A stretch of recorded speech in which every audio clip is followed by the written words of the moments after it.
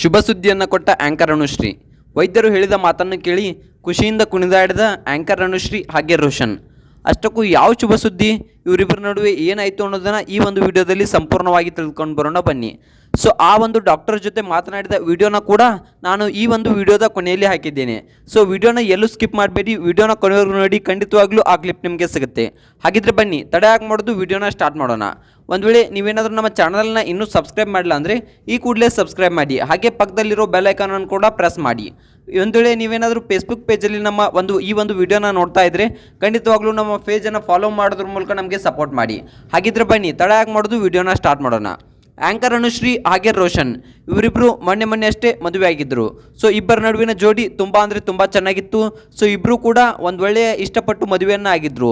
So anchor Anushree ಅವರು ಒಂದು ಬ್ರಾಡ್ಕಾಸ್ಟ್ನಲ್ಲಿ ಹೇಳ್ತಾರೆ, ಸೊ ನಾನು ಅವರನ್ನು ಮೊದಲು ಮೀಟ್ ಆಗೋಕ್ಕೆ ಹೋದಾಗ ಬ್ಯಾಗಲ್ಲಿ ಪೆಪ್ಪರ್ ಸ್ಪ್ರೇನ ಇಟ್ಕೊಂಡು ಹೋಗಿದ್ದೆ, ಯಾಕಂತಂದರೆ ಅವರು ಎಲ್ಲಿ ನನಗೆ ಏನಾದರೂ ಮಾಡಿಬಿಡ್ತಾರೋ ಅಂತಕ್ಕಂಥ ಭಯ ಇತ್ತು. ಸೊ ಆ ರೀತಿಯಾದ ಭಯ ಇತ್ತು ನನಗೆ ಅಂತಕ್ಕಂಥ ಮಾತನ್ನು ಕೂಡ ಆಂಕರ್ ಅನುಶ್ರೀ ಅವರು ಹೇಳ್ತಾರೆ.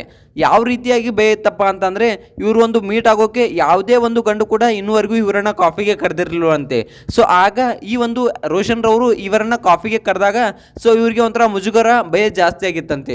ಸೊ ರಾಜ್ಬಿ ಶೆಟ್ಟಿ ಅವರಿಗೆ ಕಾಂಟ್ಯಾಕ್ಟ್ ಮಾಡಿ ಸೊ ಈ ರೀತಿಯಾಗಿ ಕರೆದಿದ್ದಾರೆ, ಹೋಗ್ಲಾ ಬೇಡ್ವಾ ಅಂತಕ್ಕಂಥ ಮಾತನ್ನ ಹೇಳ್ತಾರಂತೆ. ಆಗ ರಾಜ್ಬಿ ಶೆಟ್ಟಿ ಅವರು ಖಂಡಿತವಾಗ್ಲೂ ಹೋಗು, ನಿನ್ಗೆ ಒಳ್ಳೆಯ ಒಬ್ಬ ಸ್ನೇಹಿತ ಕೂಡ ಸಿಗ್ಬೋದು. ಸೊ ಅವರು ಕರೆದ ಮಾತ್ರಕ್ಕೆ ನೀನೇನು ಮದುವೆ ಆಗಬೇಕು ಅಂತಕ್ಕಂಥದ್ದು ಏನೂ ಇಲ್ಲ. ಸೊ ಹೋಗು, ಮಾತನಾಡು, ಚೆನ್ನಾಗಿ ಅನಿಸಿದ್ರೆ ಮುಂದೆ ವಿಚಾರವನ್ನು ಮಾಡೋಣ, ಸೊ ನೋಡೋಣ ಅಂತಕ್ಕಂಥ ಮಾತನ್ನ ರಾಜ್ಬಿ ಶೆಟ್ಟಿ ಅವರು ಹೇಳ್ತಾರಂತೆ. ಸೊ ಏನಾದರೂ ನನಗೆ ಜ್ಯೂಸಲ್ಲಿ ಮಿಕ್ಸ್ ಮಾಡಿಕೊಟ್ರೆ ಏನು ಮಾಡೋದು ಅಂತಕ್ಕಂಥ ಮಾತನ್ನ ಆಂಕರ್ ಅನುಶ್ರೀ ಅವರು ರಾಜ್ಬಿ ಶೆಟ್ಟಿ ಅವರಿಗೆ ಕೇಳ್ತಾರಂತೆ. ಸೊ ನೀನೇನು ಐಶ್ವರ್ಯ ರೈ ಅಲ್ಲ, ಸೊ ನೀನೇನು ದೊಡ್ಡ ಸುಂದರಿ ಅಲ್ಲ ಅಂತಕ್ಕಂಥ ಮಾತನ್ನ ಕೂಡ ಇಲ್ಲಿ ರಾಜ್ಬಿ ಶೆಟ್ಟಿ ಅವರು ಅನುಶ್ರೀ ಅವರಿಗೆ ಒಂದು ತುಂಟಾಟಿಕೆಯ ಮಾತುಗಳನ್ನು ಹೇಳ್ತಾರಂತೆ. ಸೊ ಅದಾದ್ಮೇಲೆ ಇಬ್ರು ಕೂಡ ಒಂದು ಡೇಟಿಂಗ್ನಲ್ಲಿ ಸೊ ಕಾಪಿಗೆ ಹೋಗ್ತಾರಂತೆ. ಕಾಪಿಗೆ ಹೋದಾದ್ಮೇಲೆ ಸೊ ಇಬ್ರು ಕೂಡ ಅಲ್ಲಿ ಒಳ್ಳೆಯ ಬಾಂಡಿಂಗ್ನಲ್ಲಿ ಇರ್ತಾರಂತೆ. ಸೊ ಇಬ್ರು ಕೂಡ ಕೆಲವು ಗಂಟೆಗಳ ಕಾಲ ಮಾತನಾಡ್ತಾರೆ. ಸೊ 2 ಅವರ್ ಕಳೆಯುತ್ತೆ, 3 ಅವರ್ ಕಳೆಯುತ್ತೆ. ಸೊ ರಾಜ್ಬಿ ಶೆಟ್ಟಿ ಅವರು ಆಂಕರ್ ಅನುಶ್ರೀ ಅವರಿಗೆ ಕಾಲ್ ಮಾಡಿ, ಸೊ ಏನಾಯ್ತಮ್ಮ ಹೋಗಲ್ಲ ಅಂತ ಅಂದಿದ್ದೆ, 3 ಗಂಟೆ ಆದರೂ ಇನ್ನೂ ನೆನಪಾಗಲಿಲ್ಲ ನಾವು ನಿಮಗೆ ಅಂತಕ್ಕಂಥ ಮಾತನ್ನು ಕೂಡ ಇಲ್ಲಿ ರಾಜ್ಬಿ ಶೆಟ್ಟಿ ಅವರು ಕೇಳಿದ್ರು ಅಂತಕ್ಕಂಥ ಮಾತನ್ನು ಹೇಳ್ತಾರೆ. ಸೊ ಅದಾದ ನಂತರ ಇವರಿಬ್ಬರ ನಡುವೆ ಡೇಟಿಂಗ್ಗಳು ಸ್ಟಾರ್ಟ್ ಆದ್ವಂತೆ. ಸೊ ಇಬ್ಬರು ಮೀಟ್ ಆಗೋಕ್ಕೆ ಶುರು ಮಾಡಿದ್ರಂತೆ. ಸೊ ಇದಾದ ನಂತರ ಬಾಂಡಿಂಗ್ ಬರ್ಬರ್ತಾ ದಿನದಿಂದ ದಿನಕ್ಕೆ ಒಂದೊಳ್ಳೆಯ ಬಾಂಡಿಂಗ್ ಬೆಳೆದುಕೊಂಡು ಸೊ ಆ ಬಾಂಡಿಂಗ್ ಪ್ರೀತಿಯಾಗಿ ಕನ್ವರ್ಟ್ ಆಗುತ್ತಂತೆ. ಸೊ ಆ ಸ್ನೇಹ ಇರ್ತಕ್ಕಂಥದ್ದು ಪ್ರೀತಿಯಾಗಿ ಕನ್ವರ್ಟ್ ಆಗಿ ಸೊ ಈಗ ಇಬ್ಬರು ಕೂಡ ಮದುವೆಯನ್ನು ಕೆಲವು ದಿನಗಳಿಂದಷ್ಟೇ ಆಗಿದ್ರು. ಸೊ ಇದಾದ ನಂತರ ಇವರಿಗೆ ಒಂದು ಶುಭ ಸುದ್ದಿ ಬಂದಿದೆ ಅಂತಕ್ಕಂಥದ್ದು ಹಲವಾರು ಸೋಷಿಯಲ್ ಮೀಡಿಯಾದಲ್ಲಿ ತುಂಬಾ ಅಂದರೆ ತುಂಬಾನೇ ಚರ್ಚೆಗೆ ಒಳಪಟ್ಟಿತ್ತು. ಸೊ ಆಂಕರ್ ಅನುಶ್ರೀ ಅವರು ಗರ್ಭಿಣಿಯಾಗಿದ್ದಾರೆ ಅಂತಕ್ಕಂಥ ಮಾತನ್ನ ಕೂಡ ಸೊ ಎಲ್ಲ ಒಂದು ಸೋಷಿಯಲ್ ಮೀಡಿಯಾದಲ್ಲಿ ತುಂಬಾ ಅಂದರೆ ತುಂಬಾನೇ ಚರ್ಚೆ ಆಗ್ತಾ ಇತ್ತು. ಸೊ ಇದ್ರ ಬಗ್ಗೆನೇ ಕ್ಲಾರಿಟಿ ನಾನು ಈ ಒಂದು ವಿಡಿಯೋದಲ್ಲಿ ನಿಮಗೆ ಕೊಡ್ತಾ ಹೋಗ್ತೀನಿ. ದಯವಿಟ್ಟು ವಿಡಿಯೋನ ಎಲ್ಲೂ ಸ್ಕಿಪ್ ಮಾಡಬೇಡಿ, ವಿಡಿಯೋನ ಕೊನೆವರೆಗೂ ನೋಡಿ. ಆಂಕರ್ ಅನುಶ್ರೀ ಅವರೇ ಸ್ವತಃ ತಾವಾಗೆ ಒಂದು ಬ್ರಾಡ್ಕಾಸ್ಟ್ನಲ್ಲಿ ಹೇಳ್ಕೊಂಡಿದ್ರು, ನನಗೇನಾದರೂ ಮಕ್ಕಳಾದರೆ ಸೊ ಆ ಮಕ್ಕಳನ್ನ ಖಂಡಿತವಾಗ್ಲೂ ನಾನು ಒಂದು ಸರ್ಕಾರಿ ಶಾಲೆಗೆ ಸೇರಿಸ್ತೇನೆ.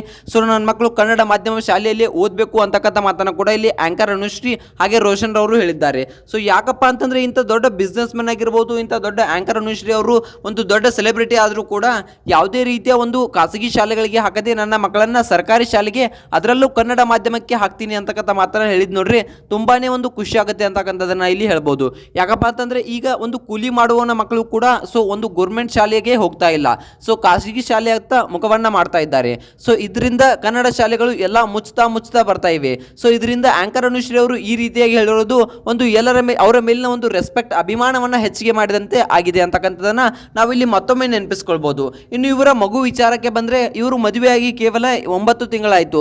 ಸೊ ಇನ್ನು ಇವರ ಮಗು ವಿಚಾರಕ್ಕೆ ಬಂದ್ರೆ, ಇವರು ಏನಾದರೂ ಗರ್ಭಿಣಿಯಾಗಿದ್ದಾರಾ? ಸೊ ಇಂತಹ ಹಲವಾರು ಸೋಷಿಯಲ್ ಮೀಡಿಯಾದಲ್ಲಿ ತುಂಬಾ ಅಂದ್ರೆ ತುಂಬಾ ವೈರಲ್ ನ್ಯೂಸ್ಗಳು ಓಡಾಡ್ತಾ ಇವೆ, ಸೊ ಹರಿದಾಡ್ತಾ ಇವೆ. ಸೊ ಇದ್ರ ಬಗ್ಗೆ ತುಂಬಾನೇ ಸ್ಪೆಷಲ್ ಆಗಿ ಕ್ಲಾರಿಟಿ ಕೊಡಬೇಕಾದ್ರೆ ಸೊ ಇನ್ನೂವರೆಗೂ ಆಂಕರ್ ಅನುಶ್ರೀ ಆಗಲಿ ರೋಷನ್ ಆಗಲಿ ಎಲ್ಲೂ ಕೂಡ ಮಾಧ್ಯಮದ ಮುಂದೆ ಹೇಳಿಕೊಂಡಿಲ್ಲ, ನಾವು ಹೀಗೆ ಶುಭ ಸುದ್ದಿಯನ್ನು ಕೊಟ್ಟಿದ್ದೇವೆ, ಅನುಶ್ರೀ ಅವರು ಶುಭ ಸುದ್ದಿಯನ್ನು ಕೊಟ್ಟಿದ್ದಾರೆ ಅಂತಕ್ಕಂಥದ್ದನ್ನ. ಸೊ ಇದು ಒಂದು ತಪ್ಪು ಕಲ್ಪನೆ ಅಂತಕ್ಕಂಥದ್ದನ್ನ ನಾವು ವಿಚಾರ ಮಾಡಬೇಕಾಗುತ್ತೆ. ಯಾಕಪ್ಪ ಅಂತಂದ್ರೆ ಇವರು ಏನಾದರೂ ಹಾಗಿದ್ರೆ ವಿಷಯ ಅವರೇ ಬಂದು ಒಂದು ಲೈವ್ ಬಂದಾಗಿರ್ಬೋದು, ಸೊ ಸೋಷಿಯಲ್ ಮೀಡಿಯಾದಲ್ಲಿ ಆಗಿರ್ಬೋದು, ಸೊ ಎಲ್ಲಾದರೂ ಒಂದು ಕಡೆ ಒಂದು ಕ್ಲಾರಿಟಿಯನ್ನು ಕೊಡ್ತಾ ಇದ್ರು. ಸೊ ಆ ರೀತಿಯ ಕ್ಲಾರಿಟಿಯನ್ನು ಎಲ್ಲೂ ಕೂಡ ಆಂಕರ್ ಅನುಶ್ರೀ ಆಗಲಿ ರೋಷನ್ ಆಗಲಿ ಕೊಟ್ಟಿಲ್ಲ. ಸೊ ಈ ಒಂದು ವಿಷಯದ ಬಗ್ಗೆ ನಿಮ್ಗೆ ಏನಿಸುತ್ತೆ, ಇದು ನಿಜ ಅನಿಸುತ್ತಾ ಅಥವಾ ಸುಳ್ಳು ಅನಿಸುತ್ತಾ ಅನ್ನೋದನ್ನ ಕಮೆಂಟ್ ಮಾಡಿ.